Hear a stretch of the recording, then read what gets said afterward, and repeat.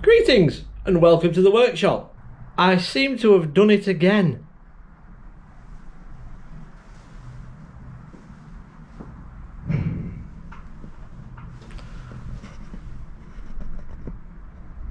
So this is the workshop's latest acquisition, a Harrison 12-inch swing lathe. It's a little bit bigger than that Myford, only a little bit. Now I wasn't planning on doing an extra video this week, but I think it's worth it. So my good friend Chris, who you saw in the Bridgeport video, briefly, on Sunday, which was yesterday because today is Monday, we went to my other friend, Chris, and picked up this lovely lathe. Now, other Chris, who I bought the machine from, luckily he had access to a forklift, so we could get it onto the trailer very easily. But when we got back to the workshop, myself and Chris number one, who you've seen in the Bridgeport video, we only had a pallet truck. But we managed to get it off, no fingers were lost, no toes were lost, nobody got injured, and we managed to get it into the workshop and get it here into place. Now there was nothing exciting about bringing it in, so we didn't think it was worthwhile videoing. All we do know is that it's very, very, very heavy. On a trip to go see my friend Chris, who I ended up buying the machine from, I went to go see his 6-inch traction engines that he was building, which are magnificent, and hopefully we can show them at some point on the channel. Now he'd moved on in his machines and he'd got bigger machines, he got CNC capabilities. This little lathe was tucked in the corner. And just in conversation I said, "What are you doing with that?" As in this lovely Harrison. And Chris said, "Well, when I get round to it, I'll give it a quick clean and put it up for sale." Me being quick-witted said, "How much?" He said, "X amount." I said, "I'll have it." Unlike the Bridgeport, I am not going to strip this down right now. I'm going to get this up and running because there's some stuff we need turning for some videos that are coming. So this literally is just an introduction to say, hey, look what I've got. So, hey, look what I've bought. So what I need to do is I need to give it a good clean. I need to look at the motor so we can see how we're going to get this powered up in the 240 volt workshop that I have, and go from there. Obviously we may need to set it on the floor properly because we've just literally got it here and got it down. So we may have to adjust the feet to get it level to make sure that it's turning true. This to me is a small lathe, and in this workshop it is humongous.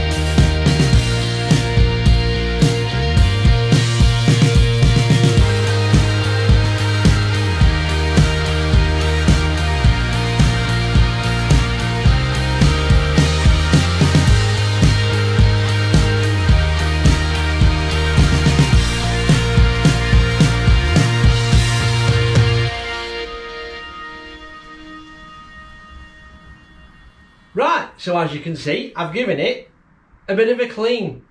It's come up fantastically. I didn't think it was that dirty, but it's come up really well. Feeling this clutch mechanism here, moving it from the engaged position to the not engaged position to the stop, it doesn't feel like anything's moving inside. It doesn't feel connected to anything.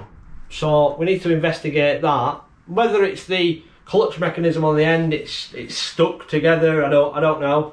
But it looks like everything on the top, all the handles have got to come off. Take the lid off so we can have a look inside. We'll do that another day. I watched John at Double Boost on his YouTube channel. He's been doing bits and bobs on a Harrison. It's slightly different to this one. He found that there was a pin inside that had snapped. It's stuck on the on position, which is what this one is. This is stuck on the on position. So at least we've got drive. Investigating this handle here, I also noticed on John's YouTube channel that he had a damaged wheel too, and he basically just TIG welded it together because it's aluminium. So we'll put that on the list to do. I'll have to go and use my friend's AC/DC TIG welder. John managed it well enough, so hopefully we can do the same. The bearing that's in here, it just feels juddery. It's just slightly juddery. You can't feel it anywhere else but in when you turn the handle. So I'm going for the thrust bearing on that. I've given the machine